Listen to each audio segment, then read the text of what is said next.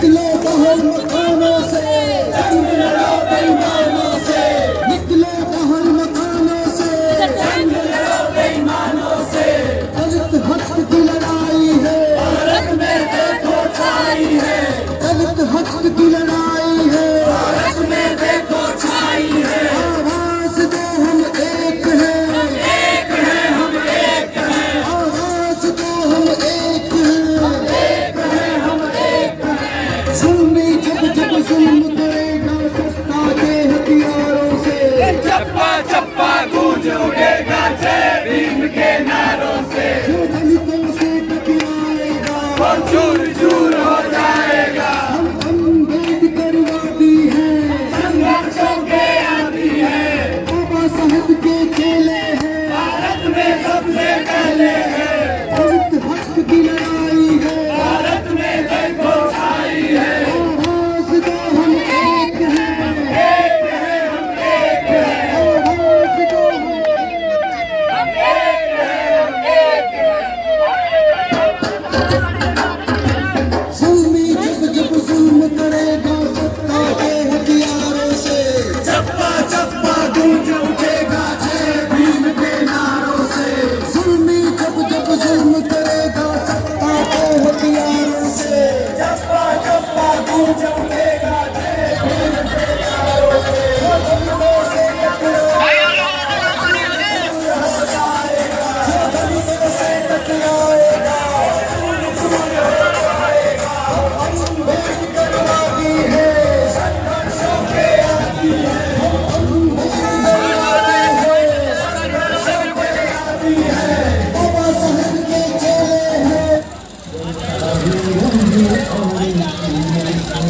जो दलितों से टकराएगा दूर दूर हो जाएगा। हम अम्बेडकरवादी है, संघर्षों के आदी है। हम अम्बेडकरवादी है, संघर्षों के आदी है, बाबा साहब के चेले हैं, भारत में सबसे पहले हैं।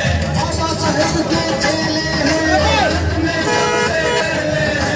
निकलो बाहर मकानों से, जंग लड़ो बेईमानों से, निकलो बाहर मकानों से, जंग लड़ो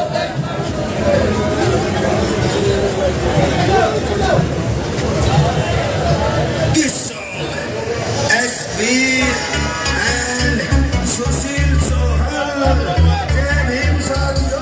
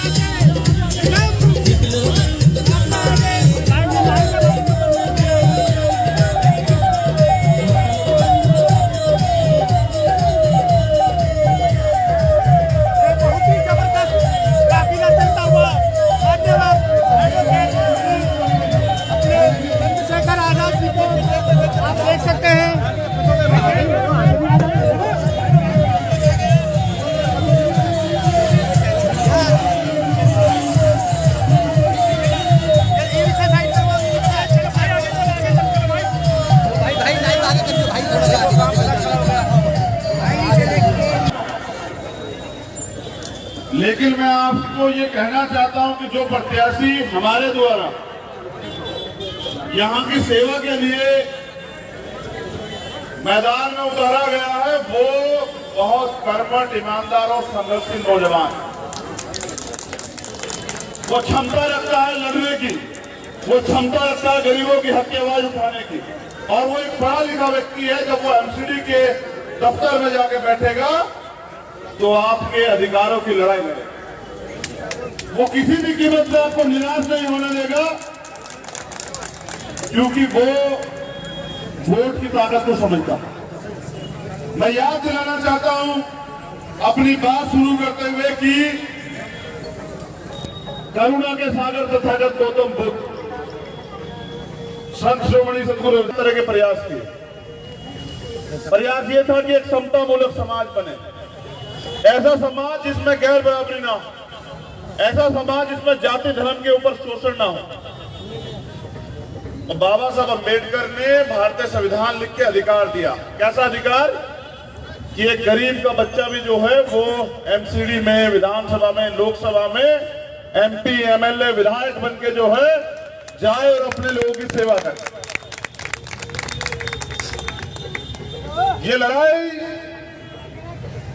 सेवक से शासक बनने की लड़ाई, जहां छल द्वारा एक बड़े समाज को सेवक बनाया गया, आज वो समाज संविधान से जो ताकत मिली है उसके बदौलत वो शासक बनना चाहता है, और शासक बनकर वो चाहता है अपनी आवाज उठाना।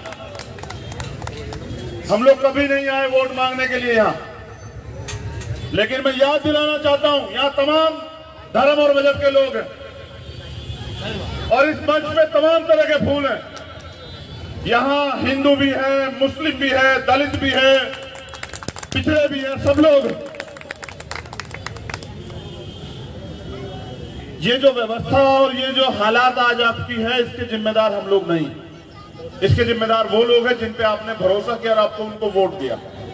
हम लोगों ने जब से मैदान संभाला हमने एकता की बात की और हमने एकता की मिसाल पेश की, और मैं याद दिला देना चाहता हूं, याद करो वो दिन, आज 24 तारीख है, 24 फरवरी। यहां तमाम तरह के सियासी लोगों ने अपनी हार की बौखलाहट निकालते हुए यहां माहौल खराब किया, और ये ताली बजाने का विषय नहीं है, माहौल खराब करके हमारे भाईचारे को बांटने का काम किया। यहां तमाम मुस्लिम भाई बैठे हैं, बताइए क्या कंधे से कंधा मिला के आपके सहयोग में खड़े हुए नहीं खड़े हुए दलित समाज के लोग, और जो हमेशा बांटने के लिए दलित समाज को आगे कर दिया जाता था, उस दलित समाज ने तय किया कि हम अपने भाईचारे को टूटने नहीं देंगे, और मैं आज भी वहीं खड़ा हूं। लेकिन जिन पे आपने भरोसा किया था, याद है वो अपने घर में पड़े सो रहे थे जब आप तमाम तरह के आंदोलन यहां CM NRC पे कर रहे थे। आज आपके पास मौका, 28 तारीख को चुनाव, और तमाम दलों के लोग, और एक दल ऐसा है जिसकी नीयत और जिसकी नीति वो गरीबों के पक्ष में है, उनके हित में, और वो दल ऐसा है कि जिस बात को कहता है टंगे की चोट पे करके भी दिखाता है। मेरे आज भी याद है, मैं बुरा ना कहते हुए सच बताने का काम करता हूं। जब यहां कोरोना काल स्टार्ट हुआ तो वर्तमान के जो मुख्यमंत्री हैं उन्होंने कहा कि हर कोरोना वॉरियर्स को हम 1 करोड़ रुपए देंगे और उसके परिवार को एक सरकारी नौकरी। और जितने लोग यहाँ बैठे हैं, बताओ जो दलित समाज के लोग जो सफाई कर्मचारी का काम करते हैं, उनके इतने लोग मेरे बताओ मुख्यमंत्री तुम्हें 1 पैसा देने का काम किया है नहीं किया? नहीं किया। ये भेदभाव कब तक? हमारी वोट लेके मुख्यमंत्री बनते हो, हमारे निशान को अपना निशान बताते हो, और जब हम तुम्हारा मतलब निकल जाता है, हमारे लोगों के अधिकारों के मामले में चुप्पी थाम लेते हो। अब हम चुप नहीं रहेंगे, अब हम किसी कीमत पर चुप नहीं रहेंगे। और ये दिल्ली याद रखे, ये दिल्ली हमारे लोगों से भरी पड़ी है। कोई गली जाके देखो, यहां बहुजन समाज के तमाम लोग रहते हैं, और हिस्सेदारी क्या है उनकी? वो अपने हक की बात नहीं कर सकते हैं। ये मुझे बताया गया कि ये पानी पीने को मजबूर है हम लोग। क्या संविधान ने जो ताकत दी और गैर बराबरी दूर की और तमाम तरह के अधिकार हर नागरिक को दिए, क्या आज भी वंचित वर्ग के लोग ये पानी पिएंगे? मुख्यमंत्री क्या समझते हैं खुद को?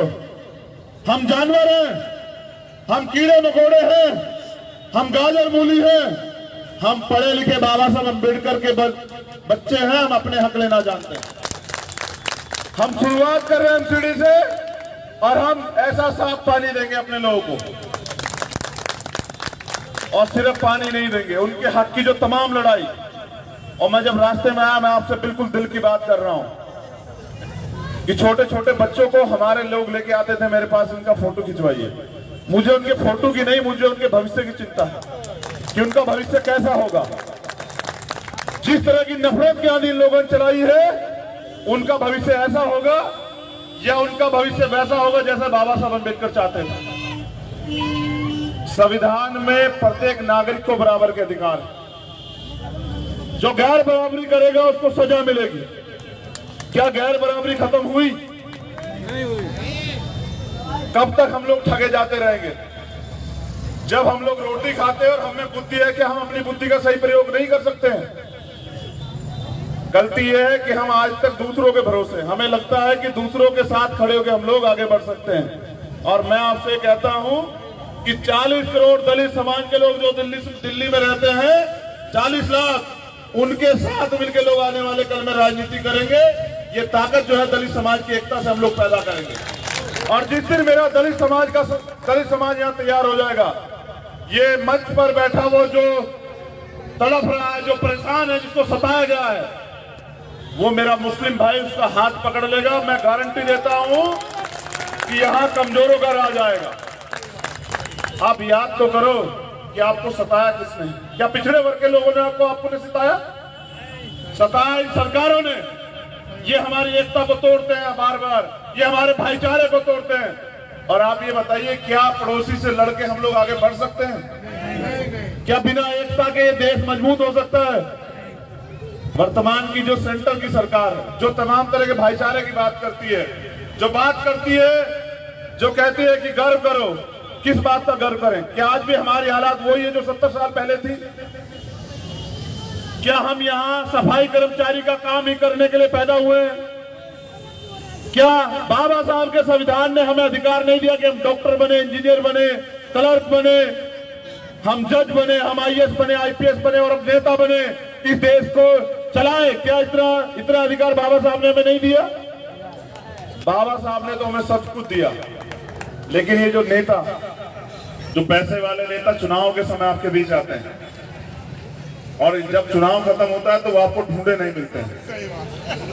तो जो लक्ष्य विहीन नेता है, जिसका कोई लक्ष्य नहीं है, जिसका कोई रास्ता नहीं, जिसके पास नीति नहीं है, वो आपका कोई भला नहीं कर सकता है। अगर आपका कोई भला कर सकता है ना, तो वो आपका अपना व्यक्ति कर सकता है। आपको चुनना पड़ेगा। अगर आप आंख बंद करके वोट देते हैं तो आप अपने बच्चों का भविष्य जो है बर्बाद करते हैं। आप चाहते हैं इस देश में खुशहाली आए? बताइए, चाहते हैं या नहीं चाहते हैं? अगर आप चाहते हैं तो ये ताकत आपको जो है ना, ये आपको अपने हाथ में लेनी पड़ेगी। बाबा साहब अम्बेडकर ने कहा कि अगर पढ़े लिखे लोग राजनीति नहीं करेंगे, अगर योग्य लोग राजनीति नहीं करेंगे तो अयोग्य लोग राजनीति करेंगे, और जो अयोग्य लोग आप पे राज करेंगे। जिनको चाय बेचनी चाहिए थी वो आज सरकार चला रहे हैं, और जिनको पढ़े लिखे लोगों को सरकार चलानी चाहिए थी, और वो लोग रोजगार के लिए परेशान। और सरकार से रोजगार मांगो, सेंटर की सरकार से, तो क्या कहते हैं कि हम पे ठेकेदारी नहीं है। तुम पे ठेकेदारी किस बात की है? सिर्फ हमारे वोट लेने की। 2 करोड़ रोजगार देंगे। जब चुनाव का समय आएगा तो हमारे लोगों के पैर धोएंगे, और जब चुनाव खत्म हो जाएगा फिर उनको याद दिलाएंगे कि तुम कौन हो। मैं अपने लोगों को कहना चाहता, तुम याद क्यों नहीं रखना चाहते तुम कौन हो? तुम क्यों उनकी बातों में आके अपने वोटों को बर्बाद कर देते हो? देखिए, वोट का अधिकार जो है वो बिकने के लिए नहीं मिला। नौजवान यहाँ जो खड़े हैं, वोट का अधिकार किस लिए मिला है? शासक बनने के लिए, अपनी गुलामी को काटने के लिए। क्या 70 साल की आजादी में वोट के अधिकार के बाद आपकी ये गुलामी कटी? क्या आप अपने सपने को जी पा रहे हैं?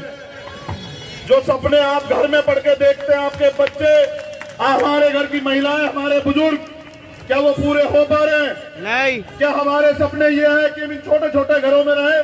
क्या हमारे सपने ये है कि ये तमाम तरह की परेशानियां हमारे लोग झेले। सरकार ने आर्थिक सशक्तिकरण के लिए किया क्या है बताइए? क्या सरकार ने आपके लिए कोई ऐसी योजना लाई कि आपकी गरीबी दूर हो सके? ये लोग फ्री देने की बात करते हैं और ये फ्री देके आपको मोहताज बना देना चाहते हैं। और वोट कोई ऐसी चीज नहीं कि कोई चीज आपको फ्री में दे दो और उसके बदले में वोट दे दो। वोट आपको देती है सम्मान, वोट आपको देती है अधिकार, वोट आपका आने वाले कल का फैसला करती है। यहाँ नौजवान जो है वो त्रस्त है रोजगार से, और ये जो नौजवान भीम आर्मी के लिए संघर्ष कर रहे हैं, ये वो लोग हैं जो संविधान की रक्षा कर रहे हैं। और मैं आपसे पूछना चाहता हूं, जितने लोग यहाँ बैठे हैं, वो दलित वर्ग के हों, पिछड़े वर्ग के हों, हिंदू हों, मुसलमान हों, वो कोई भी, अगर संविधान नहीं होगा तो आपकी क्या हालात होगी बताइए? अगर संविधान नहीं होगा तो क्या आपको कोई सम्मान से बिठाएगा बराबर में? अगर वोट का अधिकार आपसे छीन लिया जाए, आपके घर कोई आएगा क्या? आपसे मीठी मीठी बात करेगा क्या? आपके हक की बात करेगा क्या? वो वोट भी लेते और आपके हक की बात भी नहीं करते, सिर्फ आपको धोखा देते हैं। और पढ़े लिखे लोग अगर ज्यादा दिन धोखा खाते रहे तो वो पढ़े लिखे लोग नहीं हो सकते। पढ़े लिखे लोगों को बहुत सोच समझ के फैसला करना चाहिए, और सोच समझ के फैसला ऐसे होता, मैं बताता हूँ कि यहाँ भारतीय जनता पार्टी के लोग आएंगे आपके बीच वोट मांगने के लिए और बात करेंगे हमारे गुरुओं महापुरुषों की, लेकिन जब हाथरस में हमारी बच्ची को तड़पाया जाएगा, जब उसकी हत्या होगी, जब उसके शरीर को नोचा जाएगा और उसके शव को, जिस बहन को हमने इतने लाड़ प्यार से पाल के तैयार किया, जिसकी कसम भी हम लोग नहीं खाते, जब उसके शव को कचरे की तरह जला दिया जाएगा, तब ये भारतीय जनता पार्टी के लोग वहां पंचायत करेंगे और ये कहेंगे कि हम अपराधियों के साथ खड़े हैं। कि कब तक भूलेंगे हमारे लोग? देखिए, जानवर में और इंसान में थोड़ा सा फर्क है। जानवर अपने दिल की बात नहीं कह सकता, इंसान कह सकता है। अगर आपका जमीर जिंदा है, आप अपने लोगों की कदर करते हैं और आप अपने लोगों का उज्जवल भविष्य चाहते हैं, तो इन मक्कारों से आपको सावधान रहना पड़ेगा। ये मक्कार कभी आपके थे नहीं, अगर ये होते तो ये बहुत दिनों सत्ता में है, आपकी जिंदगी बदल गई होती। ये जाति और धर्म के नाम पे लड़ाने वाले लोग, ये बांटने वाले लोग, इन्हें सिर्फ सत्ता चाहिए और हमें अपने लोगों के अधिकार चाहिए, उनकी सुरक्षा चाहिए। और ये सुरक्षा आपको तब मिलेगी जब सत्ता आपके हाथ में होगी। ये एमसीडी का चुनाव 1 साल का चुनाव होगा, लगभग कितने दिन का चुनाव है? 10 महीने का, 10-11 महीने का। आपने पुराने लोगों को देखा, क्या 11 महीने का समय जो है हमें मिलना चाहिए, नहीं मिलना चाहिए बताइए? मिलना चाहिए। और 11 महीने में हम वो करके दिखाएंगे जो लोग 5 साल में नहीं कर पाए, क्योंकि उनकी नियत ही नहीं थी। मैं विश्वास दिलाना चाहता हूँ, ये रिजर्व सीट है, हमारे मुस्लिम भाइयों को तो वोट ही देनी है। अगर वो मुझे प्यार देंगे, मुझे सहयोग करेंगे, मैं सूद समेत जो है इसका हिसाब करूंगा, याद रखना मेरी बात। और मैं वो व्यक्ति हूँ, मैं नहीं, हम हैं सब लोग। ये हमारे नेता हिमांशु वाल्मीकि जी, ये हमारे नेता रविंद्र कुमार भाटी जी, ये हमारे नेता गुलजार सिद्दीकी जी, ये हमारे नेता राजकुमार जी, ये हमारे नेता एडवोकेट शाही साहब, ये हमारे नेता ये खून के रिश्ते वाले मेरे भाई, ये कपिल साहब, ये चावला जी, ये चंद्रा जी, ये कनिष्ठ, ये आफ्ताब, ये हमारी बहन यहाँ ये दिन रात एक करके हमारी बहनों को समझाने का काम कर रही है। इसको मिलेगा क्या यहाँ से, आप बताइए? इसको मिलेगा कि समाज में एक नई लहर जाएगी कि अब समाज के लिए जो लोग लड़ रहे हैं उनको साथ देने के लिए उनके लोग खड़े हो गए। अब मैं बस ये चाहता हूं कि आप 11 महीने के लिए मुझे सपोर्ट करें, साथ दें, और आपका 11 महीने का साथ दिल्ली में नहीं दुनिया में एक नया संदेश देगा। और वो संदेश आपने दिया भी है। ये गरीबों की पार्टी, गरीबों के संगठन ने टाइम्स मैगजीन, जो दुनिया की सबसे महत्वपूर्ण मैगजीन है, उसमें जो 195 देश है दुनिया में, 195 देशों में से 100 नेता चुने गए। उनमें से अगर भारत में से कोई है तो वो आपका बच्चा, आपका बेटा, आपका भाई। जिंदाबाद। और सुनिए,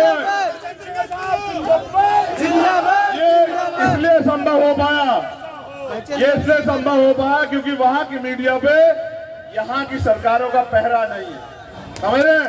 अगर वहां की सरकार या वहां की मीडिया पे पहरा होता तो ये कहते हैं कि इसको मत देना, एक तो दलित समाज का और ऊपर से मोदी का पूर्ण विरोधी, इसको मत देना किसी भी कीमत पे। समझ रहे हो? देखो, मुझे मोदी से नफरत नहीं, मुझे नफरत है उनके कार्यों से। मैं इंसान से नफरत नहीं करता हूं, मैं क्योंकि मैं मानवता से प्रेम करता हूं। मेरे गुरुओं महापुरुषों ने मुझे यही सिखाया। मैं नफरत करता हूं उनकी नीतियों से, और उनकी नीतियां देश हित में नहीं है। वो क्या कर रहे हैं? सरकारी उपक्रम बेच रहे हैं। 1,75,000 करोड़ रुपए कहां से लाएंगे? सरकारी उपक्रम बेच के। और उन सरकारी उपक्रमों से आपके काम चलते हैं आसानी से। अगर सरकारी बस चलती है तो क्या किराया सस्ता नहीं है क्या? क्या आपको सीमित पैसे में संसाधन नहीं मिलते हैं क्या? आप ये बताओ, सरकारी हॉस्पिटल में जोर दबाव नहीं है क्या इलाज करवाने के लिए? प्राइवेट में कोई गरीब को घुसने देगा क्या? सरकारी रेल में गरीब और अमीर दोनों सफर नहीं करते हैं क्या?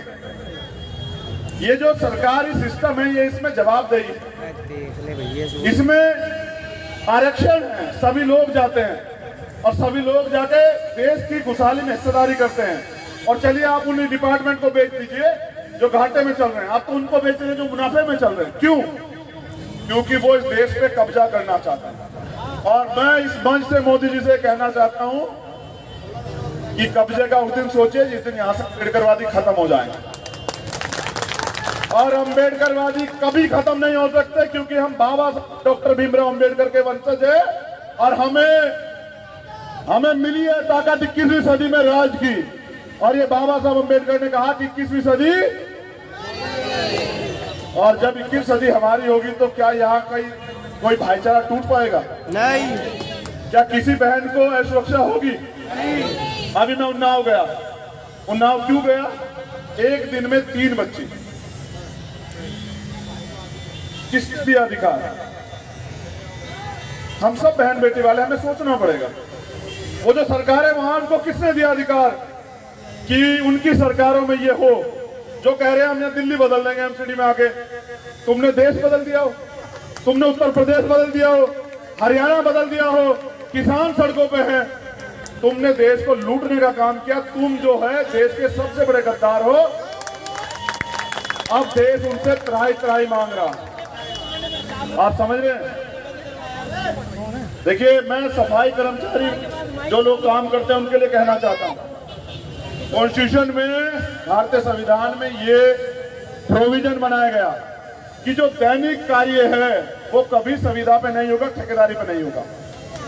लेकिन जब 40-50 हजार रुपए की तनख्वाह जो है सफाई कर्मचारी परिवार लेने लगा, और उस बाप ने सोचा, जैसे मेरे पिताजी ने सोचा कि नहीं, मैं अपने बच्चे से ये काम नहीं कराऊंगा। अब तो संविधान आ गया, गैर बराबरी दूर हो गई है, मेरे बच्चे को पढ़ने का अधिकार है। अब मैं उसको डॉक्टर बनाऊंगा, मैं उसको इंजीनियर बनाऊंगा, मैं उसको वकील बनाऊंगा, मैं उसको जज बनाऊंगा, मैं उसको आर्मी में भेजूंगा, मैं उसको पुलिस में भेजूंगा, मैं उसको IAS IPS बनाऊंगा। तो जो लोग इनकी सफाई का काम करते थे, इनको लगा कि यार ये तो आज हमारे मालिक बन के बैठ गए हैं, यानी कि जिसे हमने सेवक बना के रखा वो तो आज शासक बन गया है। तो इन्होंने क्या किया? षड्यंत्र से सारा MCD और ठेके, ये जो काम है सफाई कर्मचारी, इन्होंने ठेकों पे कर दिया। क्योंकि आबादी तो ज्यादा है, रोजगार कोई है नहीं। अब 8,000 में भी हमारा आदमी कर रहा, और 8,000 में जो कमाता है, क्या वो प्राइवेट स्कूल में बच्चे को पढ़ा सकता है? नहीं। अगर वो पक्का मकान बनाना चाहे तो कितने दिन उसको तैयारी करनी पड़ेगी? अगर उसका बच्चा बीमार हो जाए तो वो उधार मांगता फिर। हमें मजबूर किया गया है कि हम इनके मोहताज बने रहे, हम रोटी की लड़ाई लड़ते रहे। हम सिर्फ रोटी की लड़ाई नहीं लड़ेंगे भाई, हम इस देश पे राज करेंगे, हम इस देश को चलाएंगे, हम इस देश के लिए नीतियां बनाएंगे। जो लोग फ्री देना चाहते हैं ना, उनको मैं बताना चाहता हूं, वो कुछ नहीं दे रहे आपको फ्री। सरकार कैसे चलती है आपको पता है? जो गरीब लोग टैक्स देते हैं उसके पैसे से। मुख्यमंत्री अपनी जेब से नहीं देता पैसे। आप एक शर्ट खरीदते हैं ना, आप एक गुब्बारा भी खरीदते हैं, उस पर टैक्स लगता है। नमक के पैकेट पे भी टैक्स लगता है। उस टैक्स से जो है वो टैक्स सरकार को जाता है, सरकार उस पैसे से चलती है। ये जो फ्री देने वाले हैं ना, इनके लिए हमें अपने समाज को तैयार करना पड़ेगा कि हम यहाँ फ्री मांगने के लिए नहीं बैठे। वो दे रहे हैं और आप क्या कर रहे हैं? ले रहे हैं। देने वाला बड़ा होता है या लेने वाला? कौन बड़ा होता है? बड़ा कौन हुआ? मालिक लोकतंत्र में आप हैं, वो है। अब मालिक कौन बना अभी? समझ रहे हो? देखिए 7 चीजें गारंटी देता है लोकतंत्र। प्रत्येक नागरिक को रोटी, उसको कपड़ा, उसको मकान, उसको चिकित्सा, उसके लिए शिक्षा, उनकी सुरक्षा और उनके लिए रोजगार। ये 7 चीजें सरकार की गारंटी होती है, सरकार देती है। समझ रहे? और सरकार कह रही है हम तो फ्री दे रहे हैं। ये 7 चीजें देने के बाद तब जाके लोग खुशहाल होते हैं। तो सरकार अभी हमें कुछ भी नहीं दे रही है। और हमें देने वाला समाज नहीं, लेने वाला समाज नहीं बनना, देने वाला समाज बनना, क्योंकि वोट की ताकत जो है हमारे पास। तो मैं चाहता हूं कि आप इनके आगे कमजोर ना समझे, आप इनके आगे खुद को ताकतवर समझे, क्योंकि चुनाव से 2 महीने पहले ये तमाम लोग आपके पैर छूते आके। भाई बैठे मेरे पिताजी यहाँ, वो जो पीछे बैठे उधर दल सिंह पहलवान जी, छूते हैं नहीं छूते हमारे पैर? बताओ। हमारे पैर भी धोते हैं और क्या कहते हैं? वोट दे दो। और चुनाव के बाद हमारी खाल तारते हैं। और खाल तो बहुत लंबे समय से हमने तारी है। जब तक संविधान नहीं था तब तक हम खाल तारते थे, और संविधान आने के बाद ये हमारी खाल तार रहे हैं। देखिए बहुत सारी बातें मैं यहां से नहीं कर सकता हूं, लेकिन मैं आपको कहना चाहता हूं कि आप तैयार हो जाएं। ये तो झांकी है, पिक्चर तो भी बाकी है। पिक्चर दिखाएंगे दिल्ली को 2023 में, 23 में, 22 में, अगले साल 22 और 25, 22 में दिखाएंगे सेंटर को, और 25 में दिखाएंगे दिल्ली को। और हम बताएंगे कि गरीब लोग जो है शासन करेंगे, गरीब के बच्चे नेता बनेंगे, गरीबों की सरकार आएगी, गरीब अपने हक की लड़ाई खुद लड़ेंगे।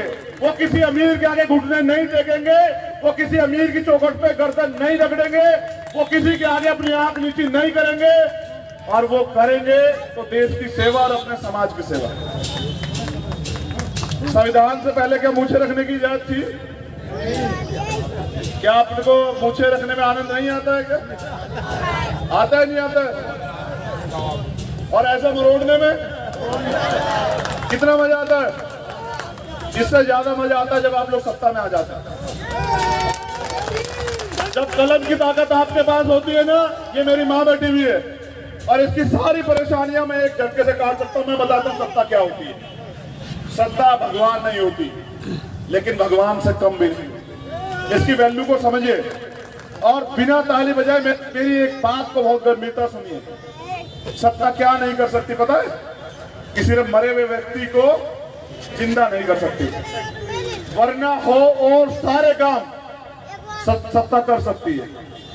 सोचे मैं यहाँ सत्ता में हूँ और मेरी कोई भी एक व्यक्ति खड़ा होकर कहे कि भैया मुझे चाहिए, बताओ मैं उसे दे सकता नहीं दे सकता हूँ? दे सकते हो। ये नौजवान बैठा हमारा भतीजा, तुम पढ़ रहे हो लवीस, तुम्हें रोजगार चाहिए, क्या हम तुम्हें रोजगार दे सकते नहीं दे सकते? जब तुम्हारा सपना हम एक कलम से पूरा कर सकते हैं तो तुम लोग सत्ता में क्यों नहीं आना चाहते? बताओ।